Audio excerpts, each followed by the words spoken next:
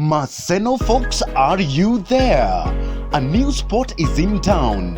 Welcome to the Governor's Parlor and Garden Restaurant for mouth-watering cuisines, tranquil views, refreshing cold drinks, and amazing customer service. We are located at Maseno along Kisumu Busia Road, opposite El Role Petrol Station. Thank you so much for this great opportunity. I'm so humbled by you to be here today. Welcome to DENKIM TV, and today, I don't know what to say, but you will have a taste. Today I have a very special guest. We're going to talk about a big wide range of topics, but generally, girl child, is your day. I'm going to introduce my guest immediately. Tumeweza kulipa bills. Stay around. Maseno folks, are you there? A new spot is in town. Welcome to the Governor's Parlor and Garden Restaurant for mouth-watering cuisines. Back to DENKIM TV. Yeah, welcome. Thank you so much for creating your time for us. I'm so humbled for you coming here today. And she talks, so I won't say what's your name. We'll start by introducing yourself to our viewers. Welcome to DENKIM TV. Thank you so much. Thank you so much for inviting me. It is so lovely to be here. My name is KAARII. Lovely. I am a student in Maseno University because bado hatuja graduate, so I'm still a student. You does a lot. Yeah, I hope bado mzazi ataniweka kwa NHIF. Tusianze kufukuzwa 2021. So yeah, this kind of is it. I'm hoping KAARII will be after you. So smartly dressed. I'm hoping KAARII. Omeskia. Thank you so much for coming here today. I don't know where to start, but you being a lady, we are in African, and there's a lot of things going along. I understand you have been doing a lot, from art to leadership to studies. I would want to know, do you balance all those things? It is not easy. It is not easy, but like you said, I am a youth. So I want to start from that very important point, that I'm a youth. This is a time where we have time, we have energy, and we have the ability. We are like at our prime to grasp everything. To still acquire knowledge so that we can use it positively. So it is not easy, but we create time. Time is an illusion, by the way, but you create time. You create. Akunanga time imewekwa mahali. You create it for the things that you think are important, and these are the things that I actually think are important. When you talk about young people in leadership, when you talk about the force behind women empowerment programs, studying is important. Education is very important. Yes. Wow, amazing. Now, KAARII, you were in leadership. Where did you discover that you can be an icon to society? Where did you discover that? Oh my, I can lead. I can tell people and they listen. Well, I wouldn't call myself an icon yet. But you are. But I am in the making. I want to believe we are all great people in the making in our different fields. Pia wewe JFKL live very soon. Nitakuwa DKL live. We are all great people in the making. And when I say I'm a student, actually, it's because it's white. We are all students of life. Sure. Politically, socially, culturally, religiously, we keep studying. We learn from the people around us. We learn from the books. We learn from people who have been before us. We learn from ourselves. So I haven't discovered yet, but I am in the journey, and I hope it will be something. Yeah, it should be something new. No, it's amazing to have you here today, and I understand in Maseno leadership you've been in the top office. If I'm not wrong, how did that come about? Well, I have been following campus politics ever since I was in first year, and even before I came to campus. High school leadership, primary school leadership, church leadership. It is good to know who sits there. Sure. Because leadership is not an individual. It isn't. It's a collective responsibility for us all. So when I came to campus, I've been following. I knew the people who were in office at that time. I remember there was a leader called Jane Jam. She was the CS gender, people with disabilities and minorities. She was a very good friend of mine. She was a person I wanted to really identify with, and I liked the kind of things that she did in school. You know, in campus there's really not much that we can term in leadership. Really, it's more about a person, how someone carries themselves, how she represents herself with people, and the force that the small changes that you reflect, that is really perceived by other people. Outside national politics is now more practical, you know, because of the number increases. Those small spaces that were there, people like Bright Star, Yoki, people like Kathy Gitao, there's Fred Makajos was the president. Yes, Linus Kipsike son. These are people that they did those things. It doesn't matter, maybe it was just one conversation, maybe it was just one address that they made, and it was really influential. So when I came to campus, I started following as well. And Maseno University is a very huge campus. And it's not a huge campus because of the administration only. It is two-sided, the student body and the administrative body. So someone needs to make sure that the greatness is maintained, and it's not just one person. So if I could, yes, it is a collective responsibility. So if there was a role for me to play, I took part in it and I played my role. Amazing, yes. amazing. Which positions did you take through your school and your campus? Which position did you sit on in campus? Okay, in first year I was a delegate. In second year I was a delegate as well. And in third year I became the vice chairperson of the student organization. Amazing. Yes. Amazing. Now, there's something else I want to ask, something of its personal opinion. Do you think youth in the country today, because I understand that, I stand to be corrected, currently the person who was nominated to represent the youth in the country today is Mr. Muriawal. I understand he's 87 years. Way above. Yes. And the question I have been asking myself, do you think we youth have a position in national leadership in this country? Like I said, okay, let me answer first. Yes, we have a position in the national leadership. But like I said, when it comes to national politics, that's something that we actually need to get in mind. Leadership and politics are siblings, but they're two different things. They're fraternal twins. They're fraternal twins.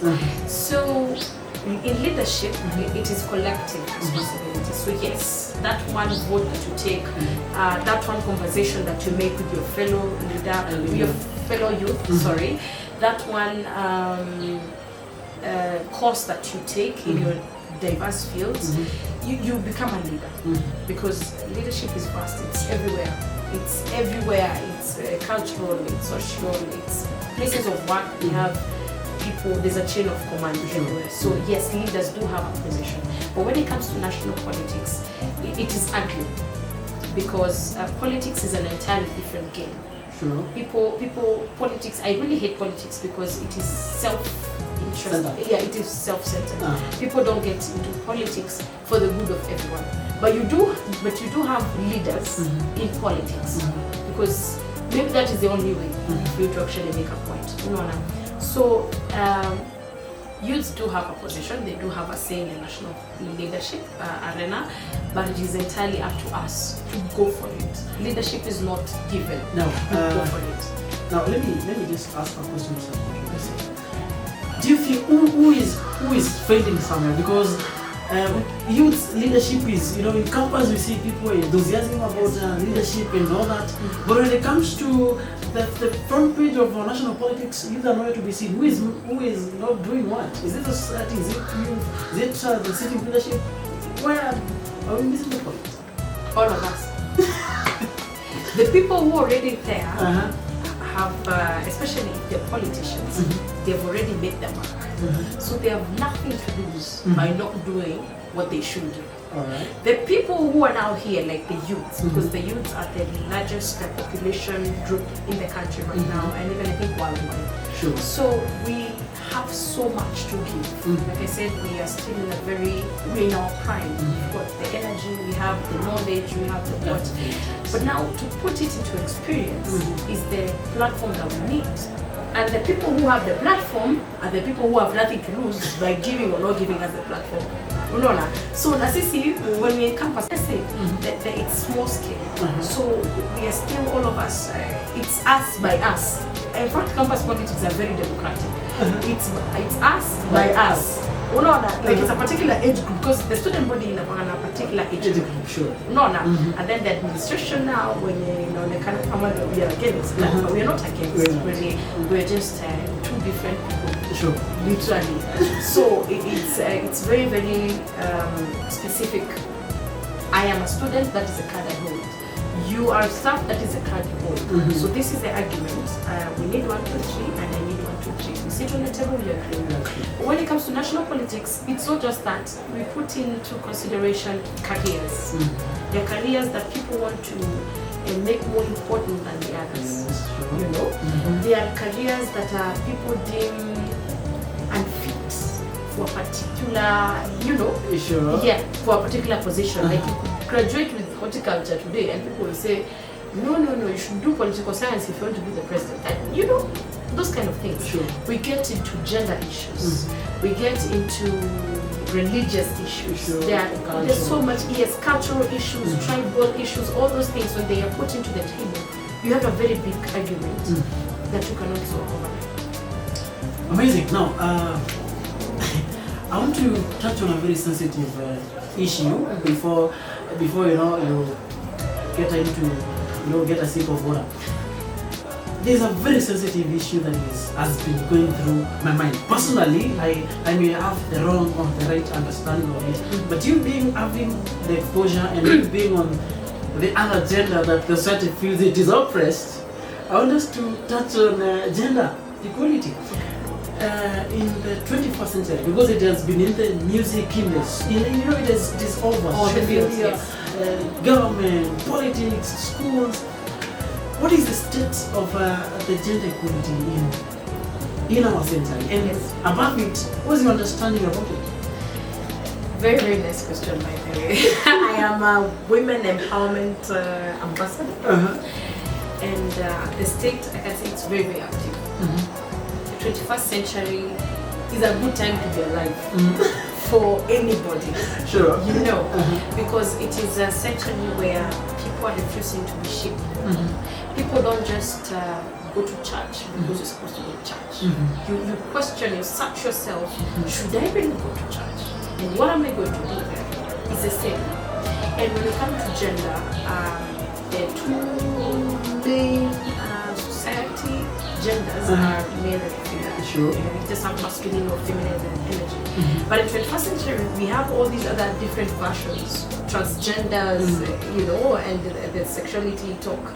And there's so much going on. And what I can say is we all play a particular role to ensure that this goes on. It is important because to say that we need to do a particular thing because of tradition, that one does not make sense. You know, traditionally there was a particular gender that is seen inferior than the other. According to different cultures, most of the cultures, men are perceived higher. And just like you said, in schools or political leadership spaces, government, and all those things. Previously, like before the 21st century, governments were ruled by men because politics was more physical. You know, for you to rule, you need to win a war, and war was won, physically. It's battle. People with spears, what. I'm not saying that women were not in there. We have women, even in the World War, there were women. Over 800,000 women from China, they participate in the World Youth. So women have always been participating, but because biologically speaking, men are more physically able than women. When we come to hormonal and biology, yes, I'm not saying that women are not able, no, but there's the energy that comes with masculinity, testosterone, that is absent in women, a bit less, you know. But the politics and leadership of today, it's not physically centered. It is, we choose leaders who are intelligent, leaders who are creative, leaders who can see far, you know. Technology has provided us with this kind of ability. In school, people are not going to wrestle so that you see who is more strong than the other one. You go to school, you study, we provide equal opportunities for everybody.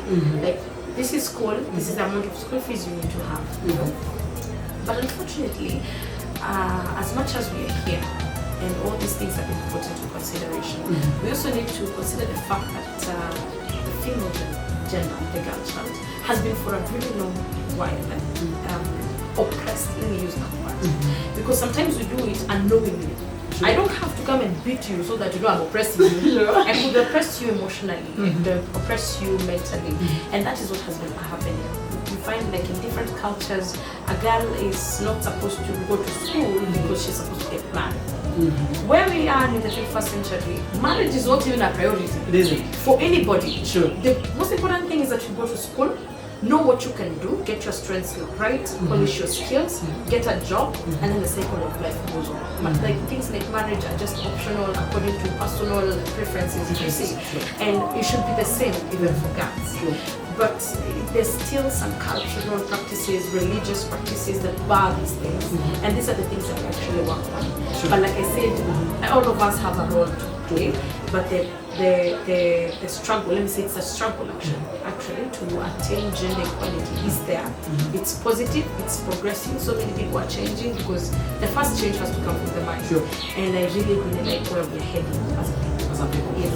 And lastly, on that point, do you think making, you know, sorry to ask, it's a personal, you know, view of what the society perceives, not the society type, but certain group of people. They think when a woman makes a man feel inferior, she's empowered.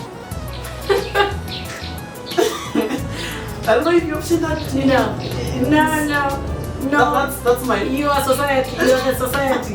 Let me say this by the way. What you think is your personal opinion, but what you think does not mean that everybody thinks that. Sure. And we should refrain from such thoughts. Thank you. So you think that's wrong? It is wrong. Thank you so much. It is so wrong to make someone dim their light so that you can shine your shoes. It is so wrong because at the end of the day we all need each other. There's so many wars we need to fight. COVID-19 pandemic, HIV and AIDS pandemic, malaria, climate. We need to, you know, work on deforestation. We need to work on soil erosion, and all these things you can't just do it alone. We all need all these minds. So let's stop blaming each other on the basis of gender equality. What is your understanding of what's the difference, according to you, between gender equality and gender equity? This is a question that is very, very important for people to actually understand the difference, because we get this kind of questions every time we have these initiatives on gender empowerment issues, especially personally, I'm in the female empowerment department. So once we go for these pads drive initiatives, we look at the question that why do you just provide pads for girls? Why not just bring even boxers for boys? You know? And here is where the difference between equity and equality is. Equality is providing equal opportunities. Equity is providing opportunities according to needs or the incapacitation. Now, the government has provided equality in education. I'm talking about free education, I'm talking about books, I'm talking about everything that comes with the package of education. The government has sourced, they've gotten land, they've built schools, and you have teachers, go. Whether you're a lady or a guy, just go to school, because education is important. But then, it is also up to us to continue with this form of empowerment, because I could give you an example. You can take 5 boys to school today and 5 girls to school, and the higher number that will drop out according to gender is girls. I'm talking generally. Whatever zile shule moja mbili was a group of schools. The general number of schools, primary schools especially. We have girls dropping out from class 5 to class 8, hapo katikati. It's not the same number na boys that might drop out is a very small number, and that's also another fact we need to find out, about drug abuse and all that. But for girls, drug abuse is by choice. You choose to do drugs, you know.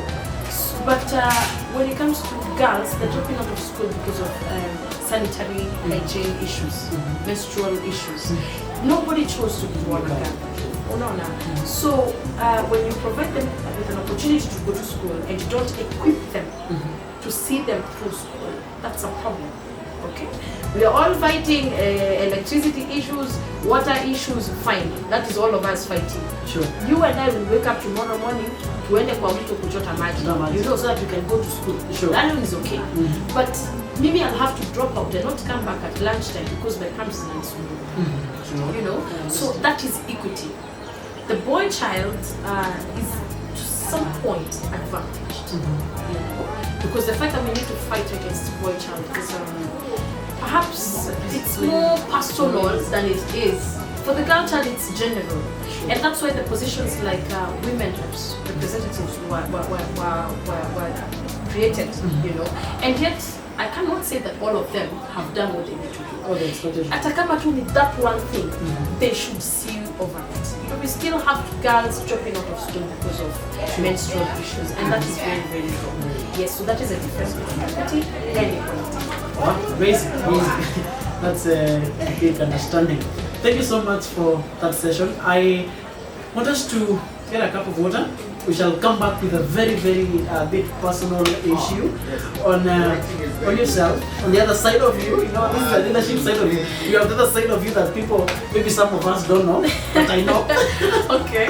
Thank you so much for that session. We'll be back immediately after the commercial break. Stick around.